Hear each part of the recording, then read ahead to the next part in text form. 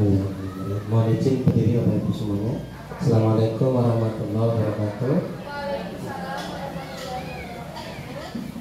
Terima kasih atas waktunya yang diberikan kepada saya. Dalam kesempatan ini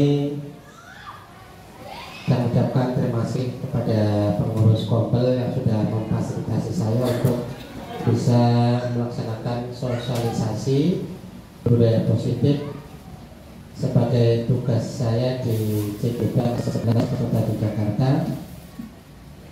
Semoga acara pada siang hari ini berjalan dengan lancar dan menjadi amal ibadah kita semua. Allahumma amin. Kemudian saya kira ini sudah 2 kali ya, dulu dari Bu Alim, ini double sama saya. Jadi saya hanya mengambil yang kemarin belum disampaikan Bu Alim, saya sampaikan kembali.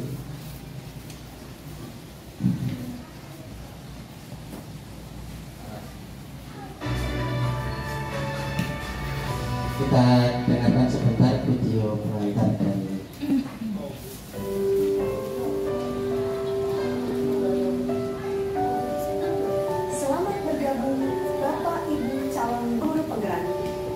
Selamat jumpa pada modul disiplin positif. Saya yakin Bapak Ibu yang telah bertahun-tahun belajar mendampingi murid-murid bertumbuh dan berkembang menyadari bahwa belajar adalah kunci dari mengajar. Belajar adalah modal besar pengajar. Bapak Ibu telah memiliki modal utama guru penggerak, yaitu semangat untuk belajar. Dan memahami budaya yang ada di dunia pendidikan hingga mengatar pada praktik di sekolah. Bagaimana budaya positif di sekolah ini bisa membentuk karakter murid, guru, dan bahkan visi dan misi dalam sekolah itu sendiri. Selain itu, Bapak Ibu juga akan belajar memproses disiplin positif dalam budaya sekolah yang nantinya akan menjadi perubahan baru yang menggerakkan seluruh komponen sekolah. Modul budaya positif di sekolah ini diharapkan dapat menjadi pembelajaran, tempat untuk berproses, wadah untuk berdiskusi, dan menumbuhkan semangat satu dengan yang lainnya agar dapat tercipta pribadi-pribadi dengan kontrol penuh pada diri dan karakter yang kuat yang menjadi penggerak bagi para guru serta segenap pelaksana komponen sekolah untuk memajukan pendidikan di Indonesia. Selamat belajar.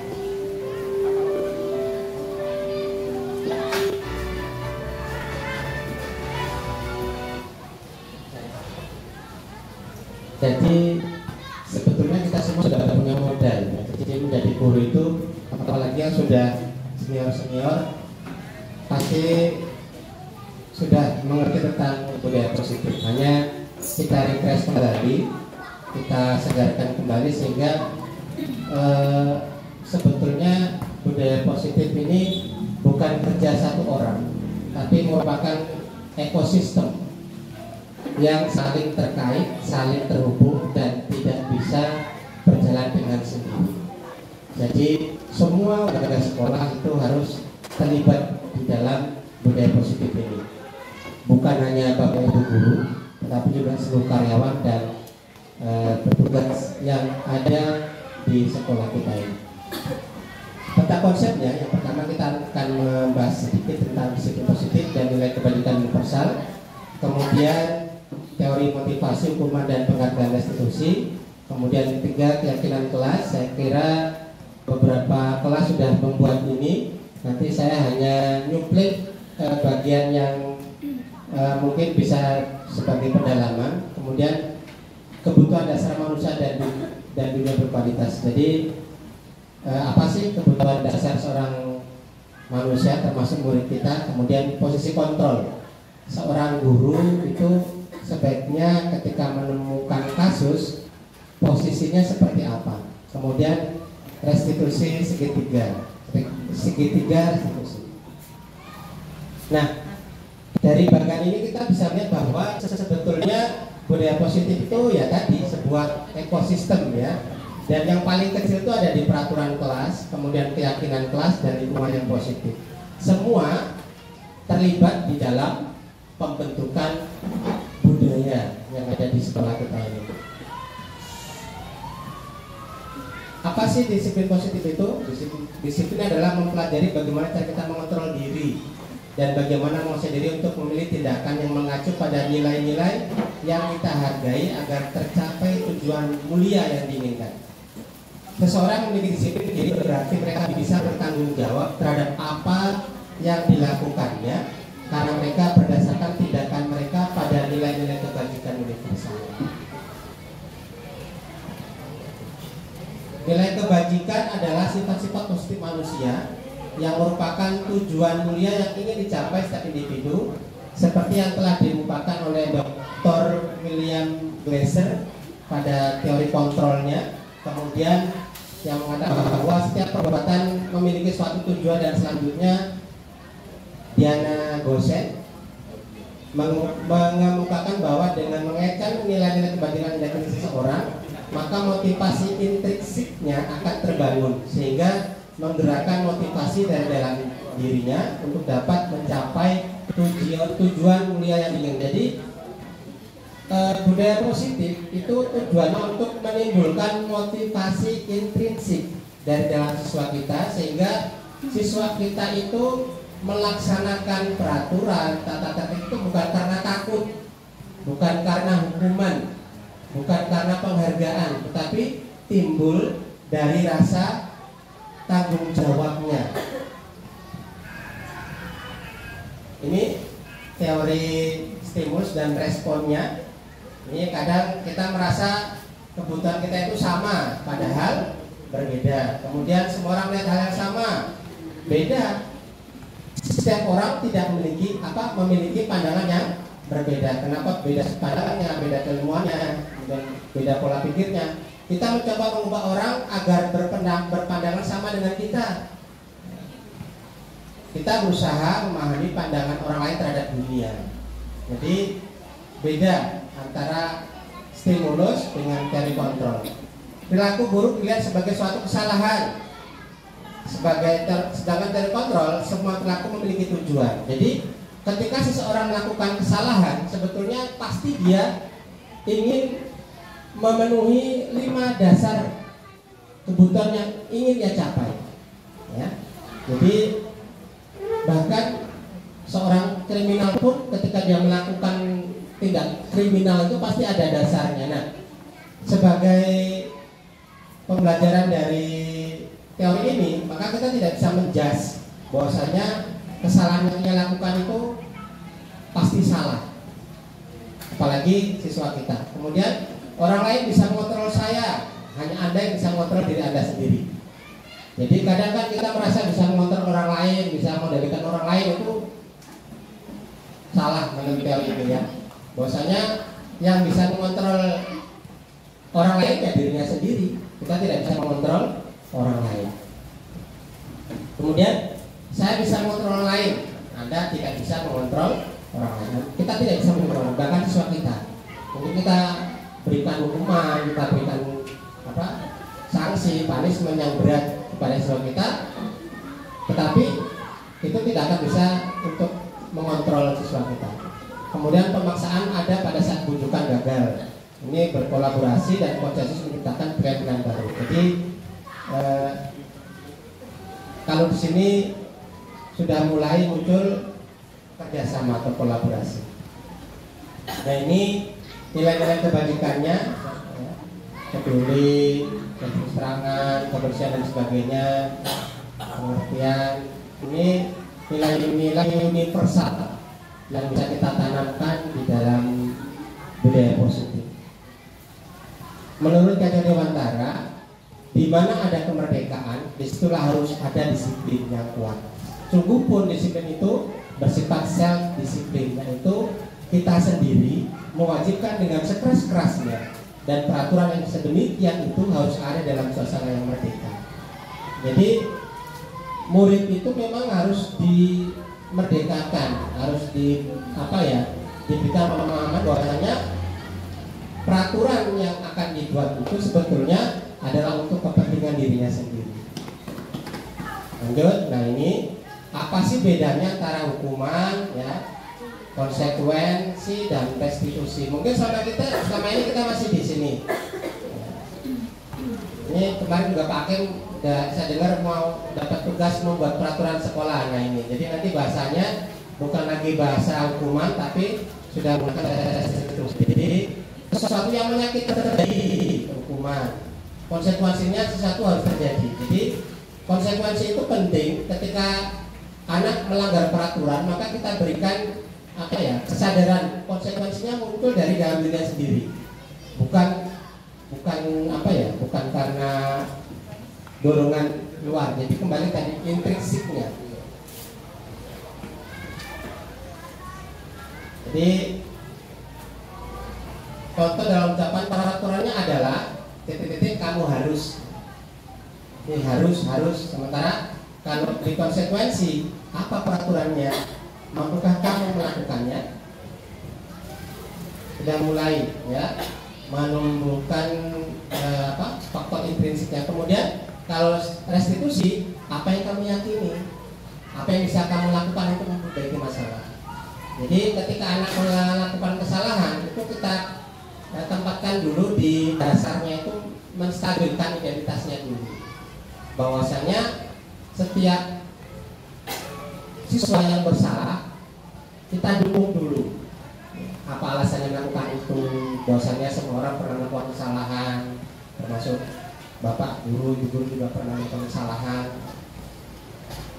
Ya, jadi tadi ini hukuman, ini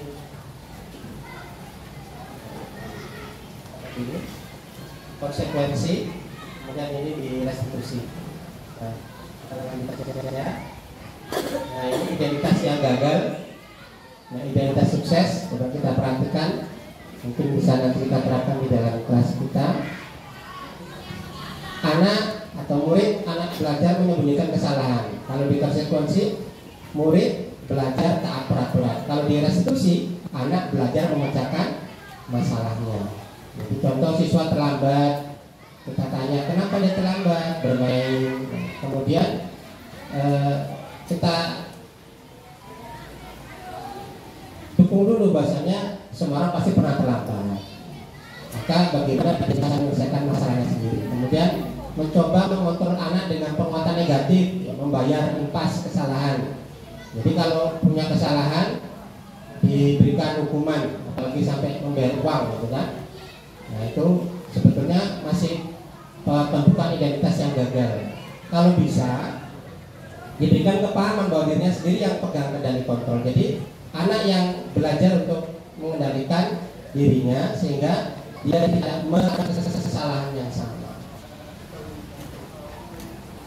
Kemudian meyakinkan guru menjalani konsekuensi dengan menyalahkan, mengkritik, menyindir, merendahkan.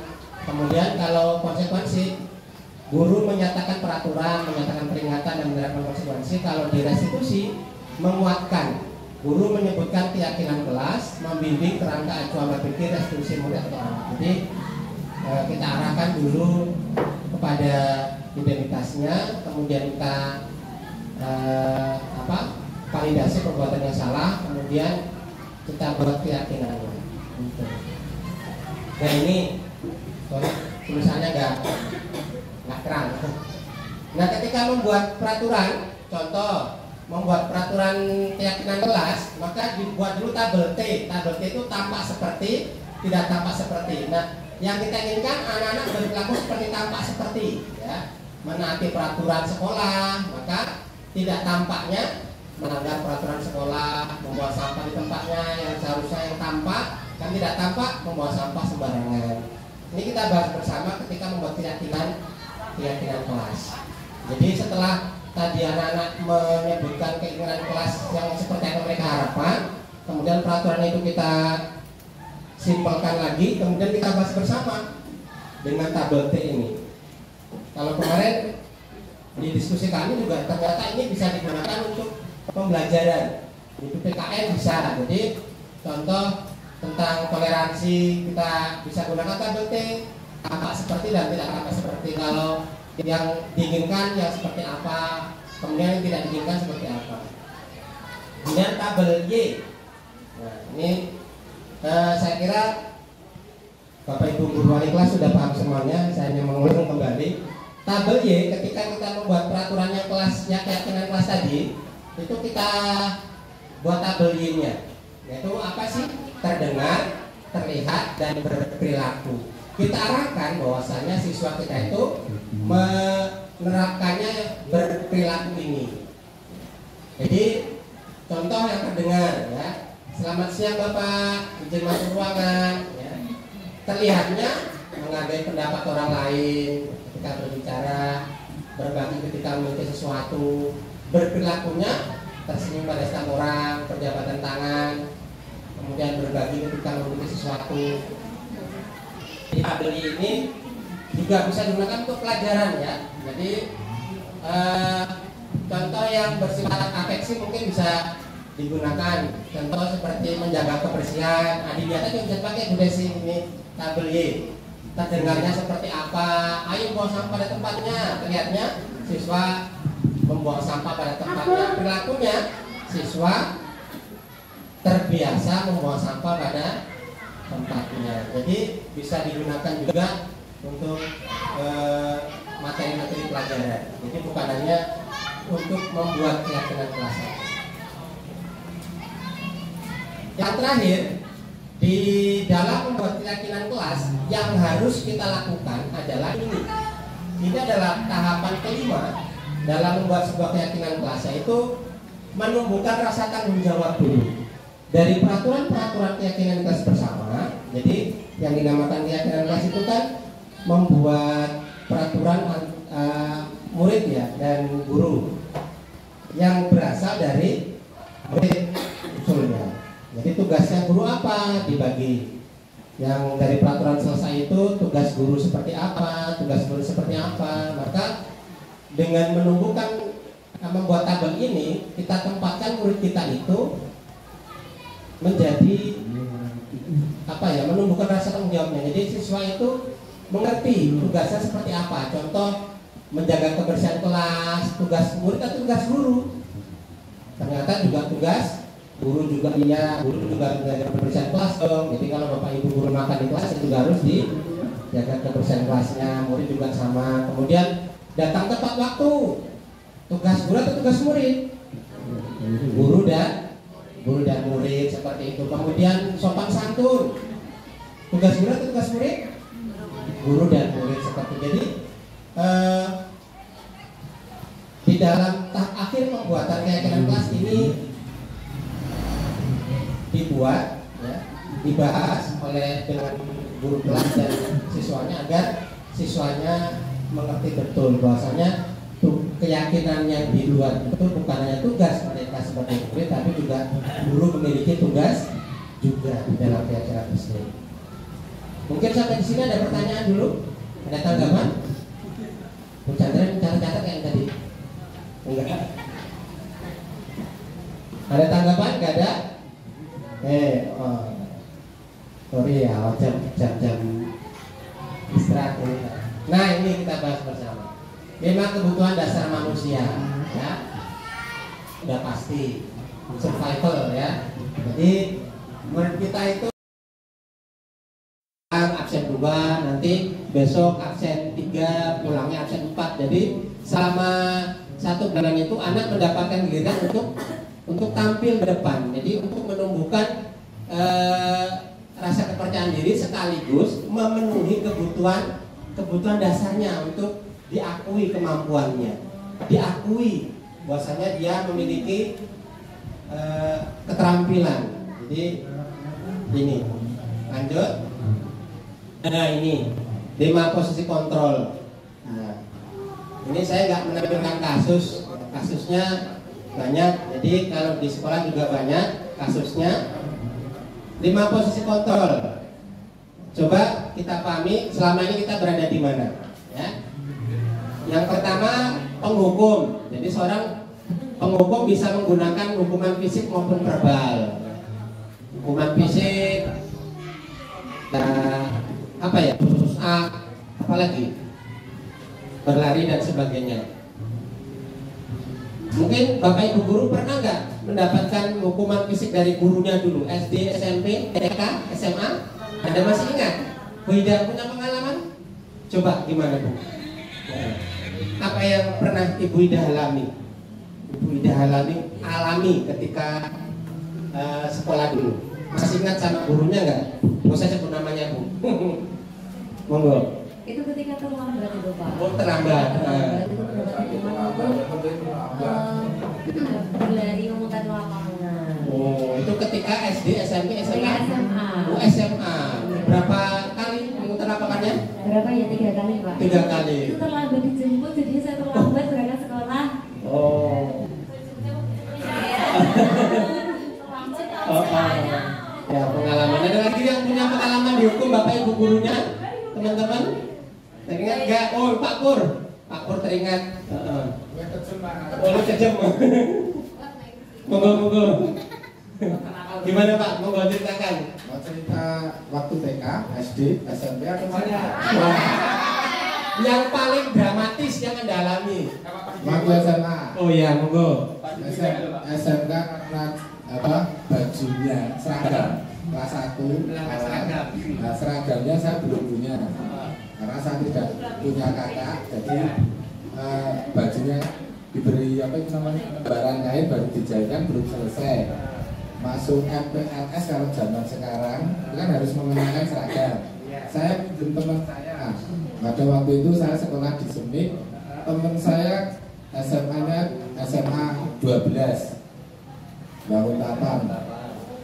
Nah, bandnya itu kan masih nempel SMA SMA 12 bangun tapan. Oh, ditempelin lah waktu itu. sama guru BB. Oh, masih ingat Masih bacanya. Dan alhamdulillah setelah lulus tambah dekat lah. Oh iya. Nah, tuh. Ada lagi yang punya pengalaman? Pak Hakim punya ini. Pengalaman saya itu disuruh berdiri di depan kelas itu ya Pak.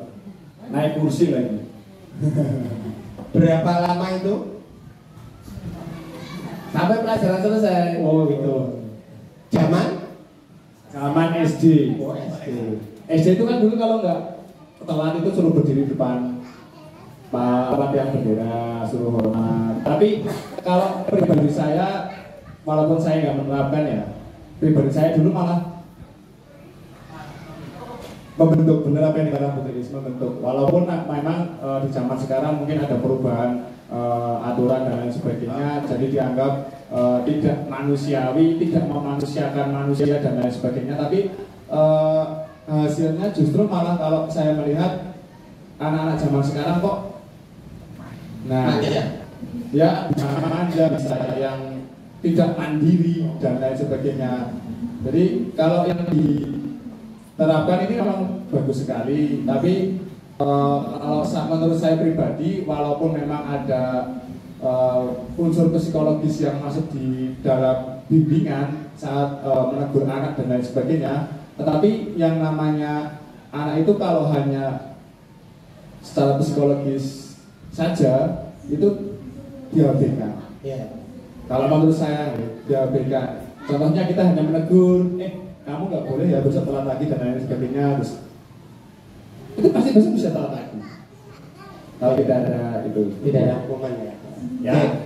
Terima kasih Pak Ken. Terima kasih Bu Ida.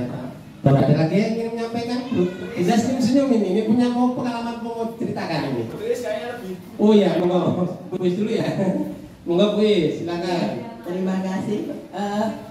Saya pernah mengalami ketika SD itu, saya masih ingat guru kelas 6 saya itu kalau Dulu kan ini.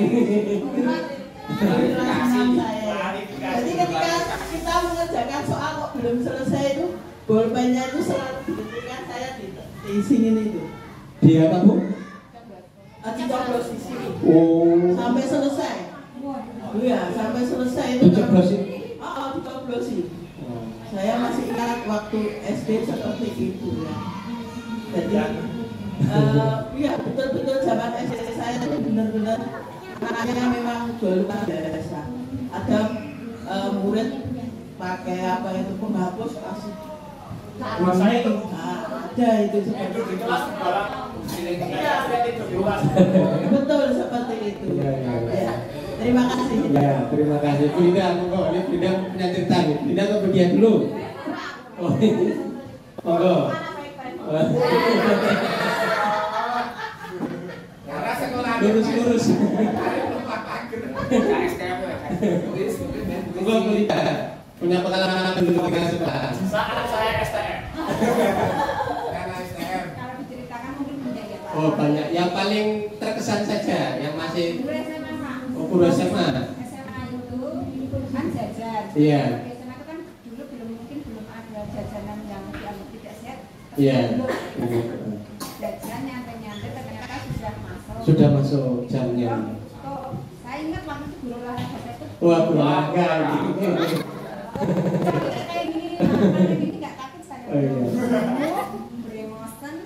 Oh. Waduh. Sebenarnya itu Cino mesti sebenarnya. Oh, langsung rusak ya. Padahal zaman saya SMA itu yang pakai jilbab dikit Pak, masih sedikit. Hmm. Banyak kan nggak pakai jilbab. Saya galau ambil jilbab. Nah itu tuh di main push up itu disuruh push up beberapa kali itu. Tapi karena ya badan baru jadi nggak terlalu takut juga nggak banget sih. Asik. Karena banyak. Banyak teman yang Mungkin terlambat. yang diceritakan kita ini yang fisik-fisik ya Pak. Iya. Tapi Pernah verbal, Pak? iya, itu pas saya malah jadi mahasiswa maksudnya. Oh iya. Jadi mahasiswa seperti biasa kalau kita ngomong-ngomong itu terus bunyinya sama dosen saya. Bebe. Oh. Dosen engineering. Bebe. Jadi mungkin kalau zaman sekarang karena kita itu hak anak, hak asasi anak, kemudian terkait dengan pembulian, itu termasuk bully sebenarnya ya bisa. Kalau zaman sekarang wis ana HP direkam itu bisa kena pasal mungkin seperti itu. Tapi zaman dulu mungkin itu menjadi kita jadi diem Pak. Jadi itu benar kata Mas Hakim sebenarnya kadang memang perlu ada Hukuman. ya dibilang hukuman apa ya tapi Pendisiplinan. pendisiplinan yang sifatnya itu tidak hanya kata-kata Ucapan. Jadi dari saya itu Oke, terima kasih. Wah, luar biasa teman-teman. Tepuk tangan kita semua. Terima kasih. Ya, sebetulnya yang memang masih kontradiktif ya, masih pro dan kontra tentang masalah hukuman atau tidak hukuman. Tetapi ini tahapan kita ketika menyelesaikan masalah, kita menerapkan nanti segitiga restitusinya. Jadi kemudian yang kedua itu membuat orang merasa bersalah. Biasanya gurunya akan berkata lembut tapi menusuk hati. Tolong dong demi ibu atau tolong dong demi bapak. Ini kalau tidak nanti bapak dimarahi kepala sekolah atau gimana. Biasanya. Kemudian sebagai teman, ya. Kemudian sebagai teman ini tidak menyakiti murid, namun akan tetap berupaya mengontrol murid melalui persuasi. Monitor, memantau berarti mengawasi. Kemudian manajer, nah ini yang diharapkan seorang guru mampu menjadi seorang manajer ketika menemukan kesalahan dari murid atau muridnya melakukan kesalahan. Jadi dilakukan segitiga restitusi nanti penerapannya. Nah ini apa sih restitusi? Jadi kalau awal restitusi sebenarnya berkaitan sama hukum ini ya. Ini bahasa hukum sebetulnya ini. Bahasa hukum diterapkan dalam pendidikan. Ya. Jadi kalau di Google restitusi itu berkaitan sama hukuman ini. Apa sih restitusi dalam pendidikan itu? Berfokus pada solusi atau pemecahan masalah yang bisa dilakukan bukan pada masalahnya. Sebuah cara menanamkan disiplin positif pada murid. Restitusi mengajak murid untuk mengidentifikasi kembali tindakannya sehingga dia bisa menganalisis dan memberikan langkah yang tepat dalam pemecahan masalahnya. Jadi tadi faktor intrinsiknya. Jadi kemampuan intrinsiknya yang kita munculkan, rasa tanggung jawabnya. Nah ini ada video selanjutnya yang bisa kita jadikan contoh.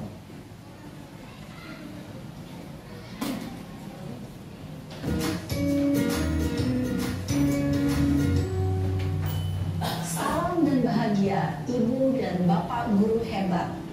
Pada video kali ini kita akan membahas tentang salah satu program disiplin positif yang diterapkan di lingkungan sekolah yang dikenal dengan nama restitusi.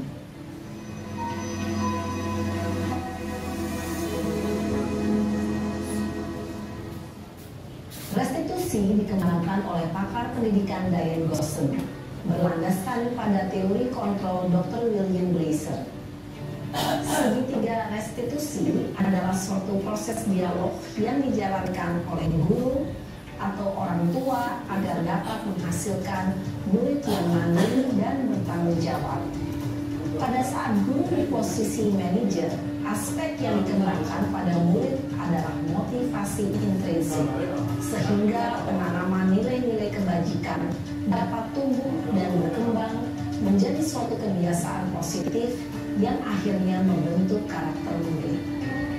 Proses dialog ini terdiri dari 3 langkah yang digambarkan pada ketiga sisi pada segitiga restitusi. Sisi pertama adalah menstabilkan identitas. Sisi yang kedua adalah validasi tindakan yang salah. Dan sisi yang ketiga adalah menanyakan keyakinan. Ibu dan Bapak guru, berikut ini akan ditunjukkan bagaimana seorang guru berada dalam posisi manajer menggunakan penerapan segitiga restitusi.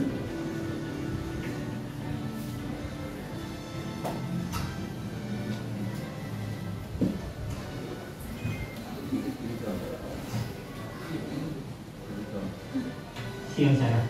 Siang Pak. Sudah lama nggak ketemu Sarah. Kenapa hari ini ada di sini? Kesel Pak, kesel banget. Masa aku dikatain tukang fitnah Pak? Ya aku marah lah. Aku balik ngatain Eka di depan kelas. Kesel banget. Oh begitu. Ya pasti kamu marah dan kesal. Bapak juga akan marah kalau ada guru seperti itu. Kemudian pada saat itu kamu mau melakukan apa? Ya saya langsung ngatain Eka lah Pak. Kesel banget. Saya bentak-bentak dia depan teman-teman lain. Oh begitu. Pasti kamu melakukan seperti itu karena suatu alasan tertentu, bukan?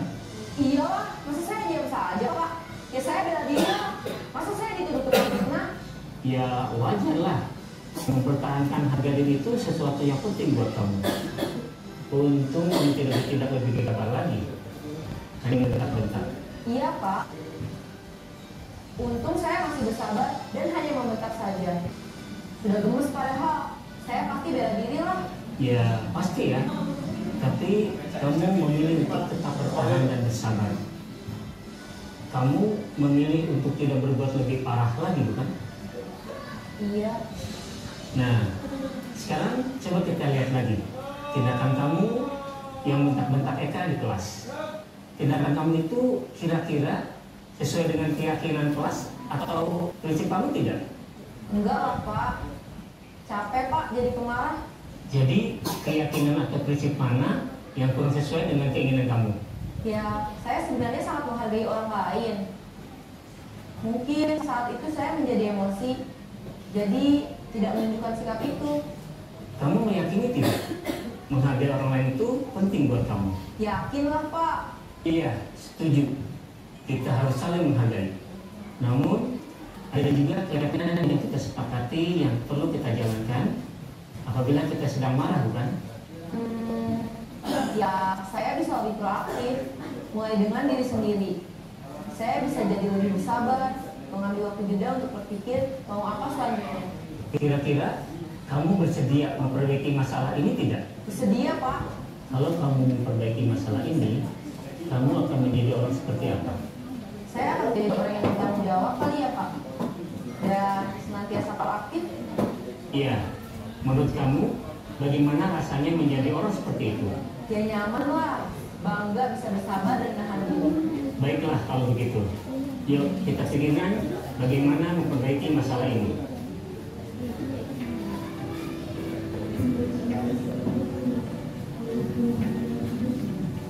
Ibu dan Bapak guru hebat, baru saja kita menyaksikan contoh bagaimana seorang guru berada dalam posisi manajer menggunakan penerapan segitiga restitusi. Mari kita bahas satu persatu. Pada sisi pertama, menstabilkan identitas berdasarkan pada prinsip bahwa membuat kesalahan adalah bagian dari proses pembelajaran. Sisi pertama dari segitiga ini berperan menggeser identitas murid dari identitas gagal ke identitas sukses. Murid yang sedang bertingkah laku yang tidak pantas atau menarik diri saat itu sedang mengalami identitas gagal. Bila kita mengkritiknya, maka posisinya tidak akan berubah. Kita bisa mengajukan pernyataan-pernyataan ini. 1. Membuat kesalahan sesuatu yang wajar. 2.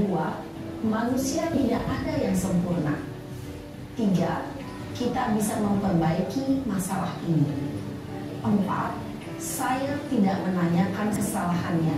Saya lebih fokus bagaimana memperbaiki masalah ini. 5. Apakah saat ini kamu tengah menjadi orang yang baik untuk dirimu sendiri? Pada sisi kedua, validasi tindakan yang salah berlandaskan pada prinsip bahwa setiap perilaku berupaya memenuhi suatu kebutuhan tertentu. Guru yang telah memahami teori kontrol akan bergeser dari pemikiran stimulus respon menjadi proaktif dan mencoba untuk mengenali tujuan dari perilaku murid. Mengenali dan mengakui kebutuhan murid ini dapat memperbaiki hubungan dengan murid tersebut. Pernyataan atau pertanyaan bisa disampaikan dengan nada suara tidak menghakimi atau memojokkan, sehingga dapat mengembalikan murid pada posisi positif. 1. Kamu bisa saja bertindak lebih gegabah lagi dari ini. 2. Kamu bukan melakukannya tanpa suatu alasan tertentu. 3. Kamu melakukannya karena mempertahankan sesuatu yang penting bagimu. 4. Mungkin kamu bisa mempelajari suatu perilaku baru yang lebih efektif.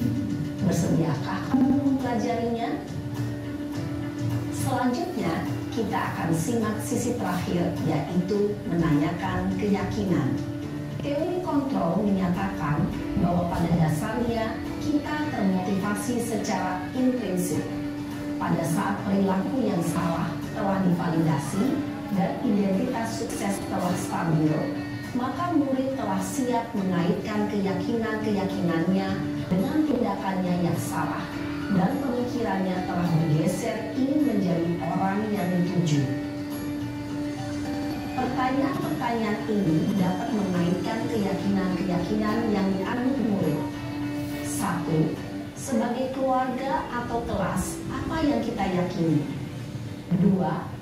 Nilai-nilai apa yang telah kita sepakati? 3.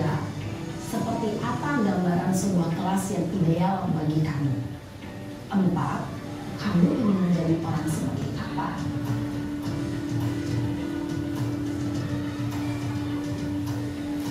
Dalam menerapkan segitiga restitusi, perlu diperhatikan beberapa hal, yaitu 1. Perilaku yang salah perlu dikaitkan dengan nilai-nilai atau keyakinan-keyakinan yang telah disepakati atau dituju. 2.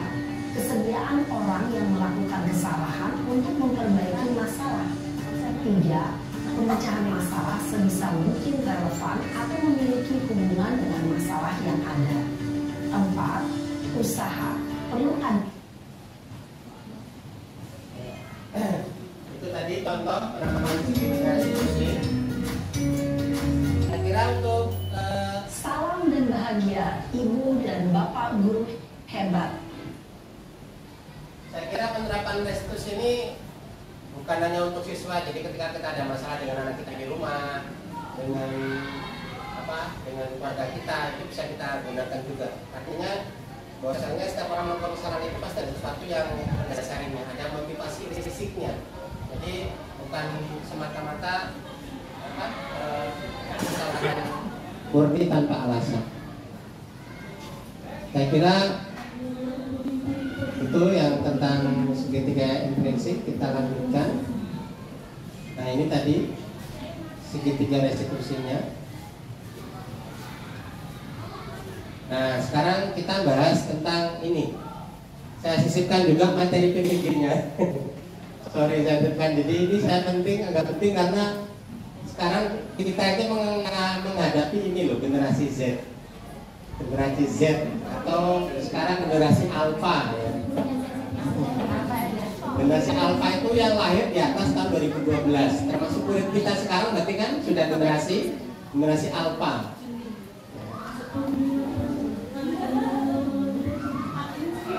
Jadi Bu Juni termasuk generasi Z ini ya. Wah. Nanti ada karakteristiknya apa sih? Dengan perkembangan teknologi, berarti Bu Juni ini sudah lahir dengan teknologi yang luar biasa ini. Jadi sudah serba internet. Kemudian sudah bisa menghargai perbedaan, mendidik toleransi, pluralisme dan keadilan. Mereka percaya bahwa semua orang adalah sama dan berhak diperlakukan dengan adil. Kemudian Gen Z rawan mengalami depresi, nah ini harus kita waspadai. Jadi kenapa? Karena mereka menggantungkan diri pada sosial network. Jadi media sosial yang seharusnya tontonan menjadi tuntunan. Jadi anak-anak sekarang itu susah membedakan mana tuntunan, mana tontonan. Jadi tontonan terlalu sering ditonton sehingga menjadi tuntunan, sesuatu yang mereka anggap benar, padahal belum tentu benar. Kemudian Gen Z fokus dan berkomitmen jika dirasa berguna atau reward. Nah ini agak karakteristik memang ya. Jadi generasi Z itu memang kalau ada manfaatnya saya mau, kalau nggak ada nggak mau dia. Gitu. Jadi itu wataknya generasi Z. Jadi karakteristiknya seperti itu. Maaf ya, ada generasi Z. Nggak apa-apa. Ini karakteristiknya. Nah, ini baru mabuk, nggak apa-apa. Ini karena kan tadi loh memenuhi kebutuhan 5 dasar tadi loh, nggak masalah ya. Oke, nah ini 12 kepribadian generasi Z. Wajib punya media sosial ya kan? Siapa yang nggak punya? Kurang suka membaca buku profesional. Bukunya buku digital, ada komik di dalamnya. Buku konvensional sudah ditinggalkan. Melek teknologi ya, lebih cepat ini. Jadi saya sendiri kalau punya masalah dengan HP, saya minta tolong anak saya, lebih ngerti. Tidak loyal, nah, tapi bekerjanya efektif. Nah, kritis terhadap fenomena sosial. Kalau masalah sosial cepat banget. Apa istilahnya? Komentarnya itu masalah sosial. Perceraian artis segala macam-macam. Ini. Kemudian suka sesuatu yang cepat dan instan. Nah ini pas fast food ini. Kemudian lebih memilih ponsel daripada TV. Nah, TV-nya masih ditonton nggak? Food Anis masih ya? Oh enggak. Nggak menarik TV-nya ya, yang melihat ponselnya. Nah, konektif, tapi anak sekarang itu pandai bersosialisasi, lebih terbuka ya, opening. Kemudian confidence, lebih percaya diri anak sekarang itu.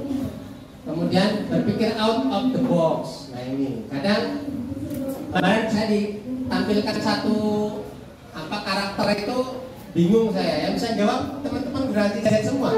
Ini apa ini gambarnya ya?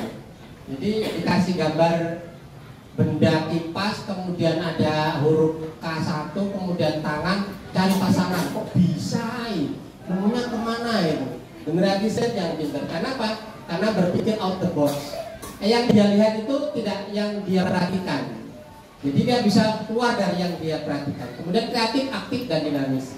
No gadget, no life. Nah ini ya. Jadi wajar ketika siswa-siswi kita no gadget, no life. Karena memang mereka sudah generasi Z.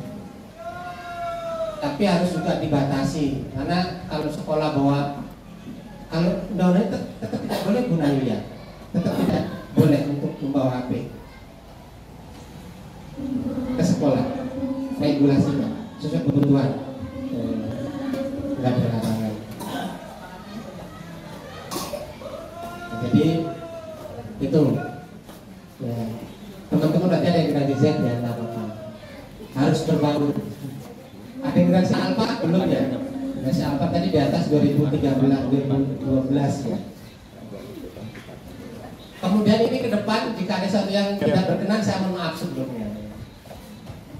Nah ini, saya ingin menampilkan ini kenapa? Ini tuh viral banget. Bahkan anak saya bolak-balik ingat apa WA-nya itu loh. Kata-kata ini itu sesuatu yang kok semua itu menggunakan kata ini itu loh.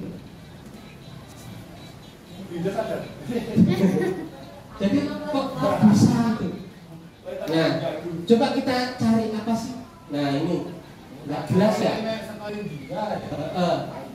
Ini, nah ini apa lagi? Ini artis yang viral dulu sempat bahas masalah kata-kata ini ya. Siapa bu?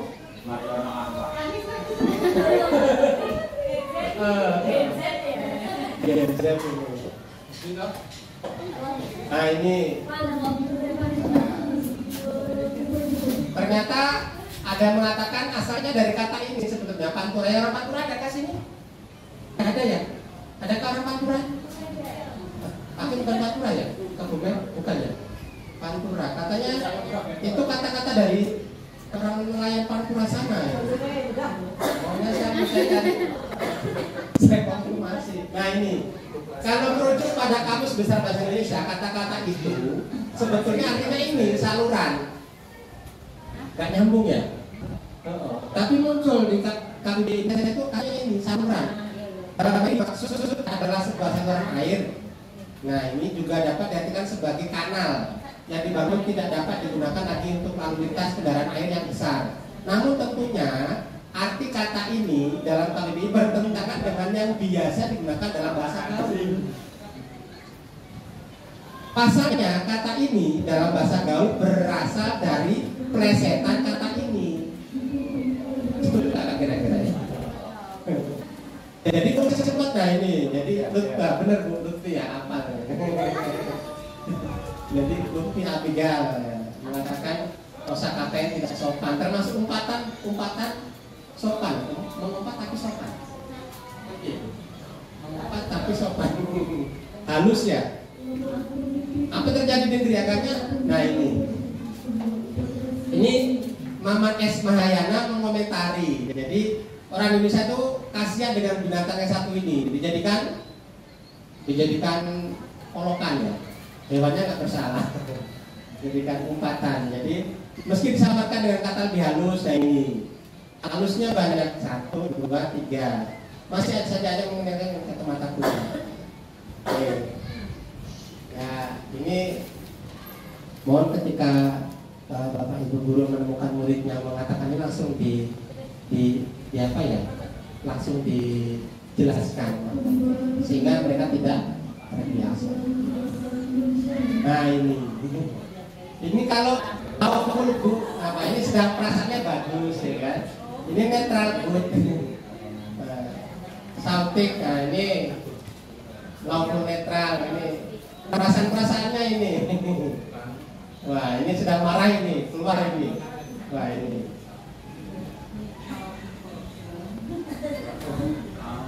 Ya. Nah ini dari kata ini bertransformasi. Ternyata juga kata-kata bertransformasi. Jadi menjadi 1, 2, 3, 4 ya.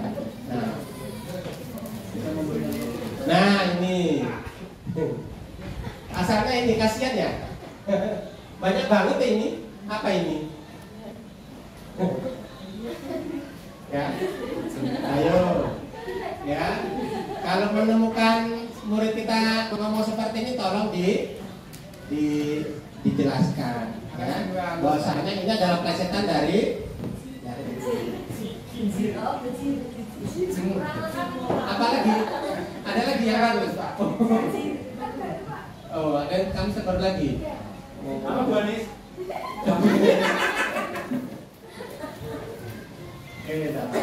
Jadi kita sebagai guru memang harus mengikuti perkembangan zaman. Kalau menurut KHG-nya kodrat zaman anak kita sekarang sudah harus.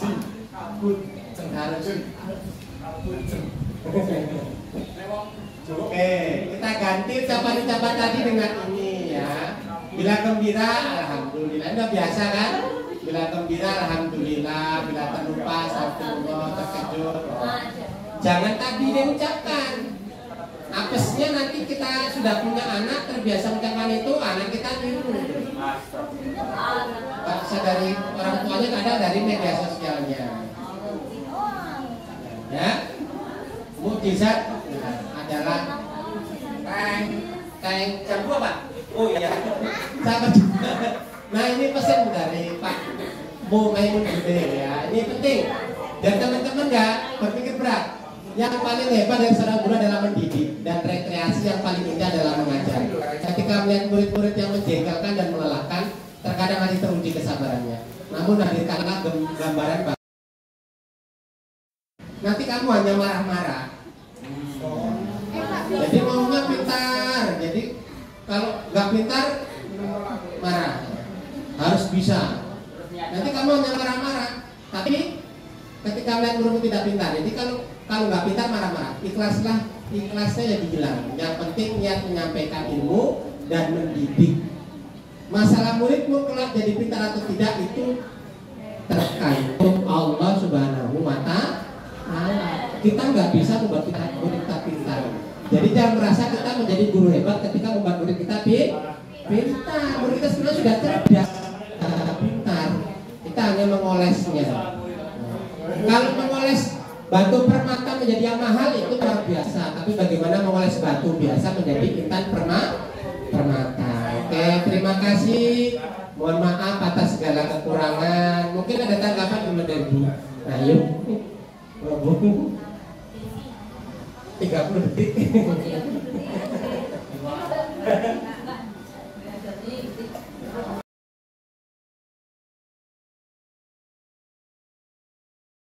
Warahmatullahi wabarakatuh. Waalaikumsalam warahmatullahi wabarakatuh. Gimana kabarnya anak-anak pagi ini, sehat? Sehat. Alhamdulillah. Luar biasa. Allahu Akbar. Oke, terima kasih ya. Pada pagi hari ini kita akan membuat supaya pembelajaran kita mengasihkan, menyenangkan. Kita akan membuat keyakinan mata pelajaran PAIBP ya. Akan kita bahas sama-sama, akan kita sepakati bersama agar nanti akan menjadi keyakinan pembelajaran PAIBP di kelas 4 selama 1 tahun ke depan. Oke ya, perhatikan ke depan ya. Kita akan membuat keyakinan. Oh alah malah permanen, bayar. Untung barokah. Oke, saya double ya. Keyakinan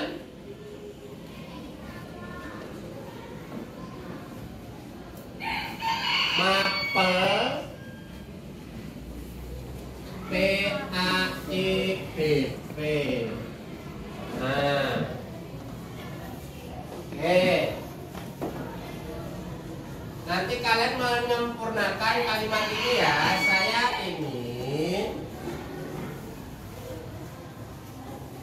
pembelajaran PAIBP di kelas ini dengan titik-titik. Nanti kalian lengkapi dengan menuliskan kertas ini ya. Kalian tulis dengan ini, nggak usah tulis lagi. Jadi andaikan saya ingin pembelajaran PAIBP kelas ini dengan contoh, dengan tidak rame, dengan tidak ribut atau apa terserah, dengan kelas yang bersih monggo. Keinginan kamu dengan penuh cerita monggo, dengan penuh tertawa silahkan ya. Keinginan masing-masing. masing-masing. Bisa? Bisa. Pasti kamu bisa. Oke, kita mulai ya. Ya.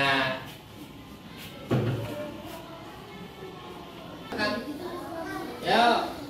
Nah, mana?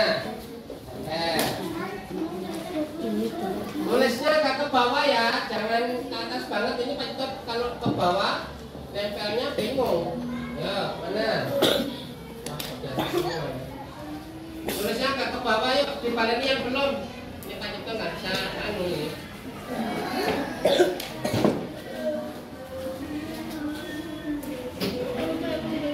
Nah, siapa lagi sini sebelah sini.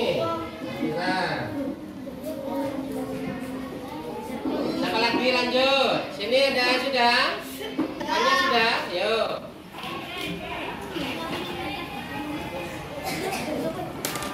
Nah, sini.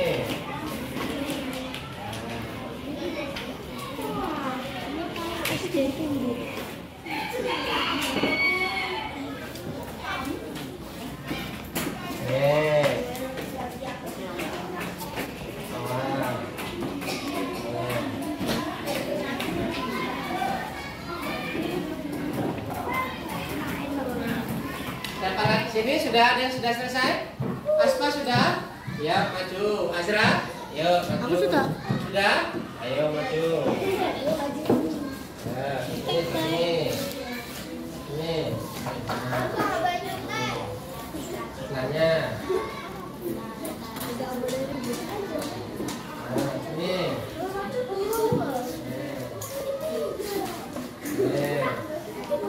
Sini dah, ayo maju.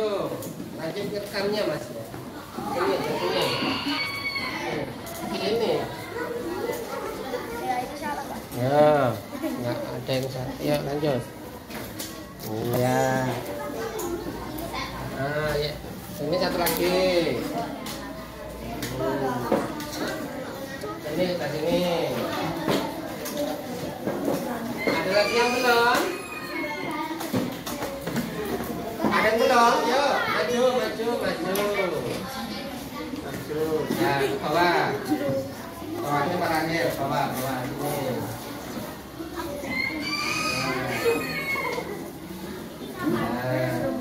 Sini.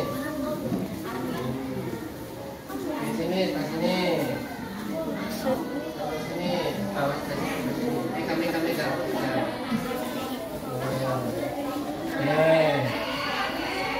Terus, Pinus, balik sini.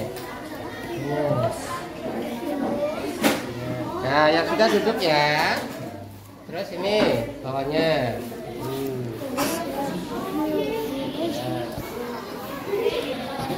Nah, apa lagi? Sudah habis semua ya? Sudah habis semua?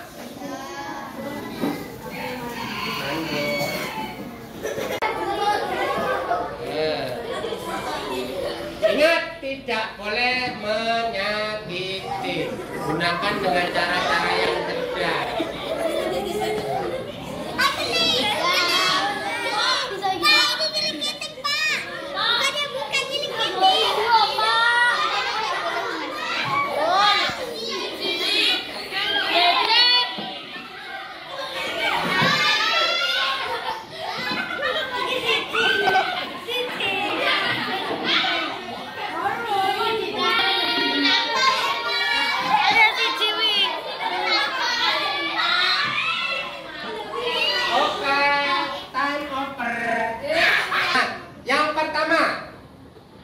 Menonton film dan PR. Sepakat dengan apa? Oke. Sepakat tidak?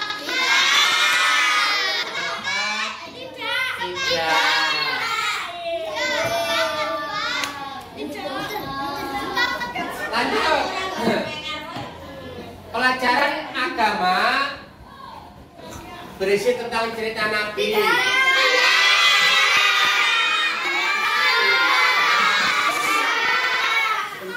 Yang ngomong tidak tunjuk tangan. Ya, kalau cuma 3 orang berarti sepakat. Saya ulang, yang nomor 1 Yang nomor 1, yang ngomong 3 tunjuk tangan. 1, 2, 3, 4, 5, 6, 7, 8, 9, 10, 11. Oke, memang enggak. Oke, turun.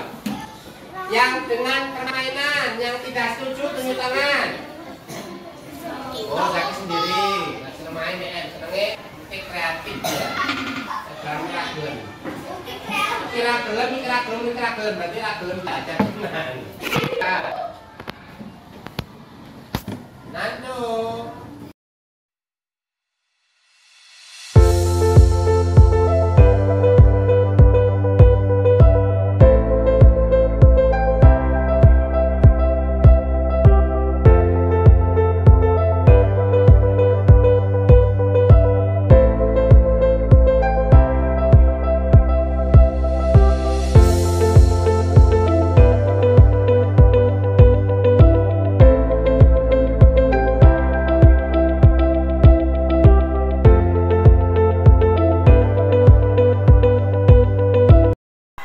Assalamualaikum warahmatullahi wabarakatuh. Perkenalkan saya Hernani Linda Dwinarimawati, guru kelas 5A SD Negeri Ngiwangan.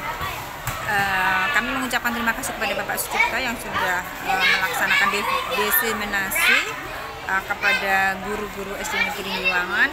Alhamdulillah dengan diseminasi tentang disiplin positif memberikan dampak yang luar biasa kepada kami, memberikan pengalaman baru dan juga tambah pemahaman kami bagaimana kami menerapkan di kelas sehingga anak-anak bisa melaksanakan disiplin positif dengan penuh tanggung jawab, dengan ceria, gembira, dan bersemangat.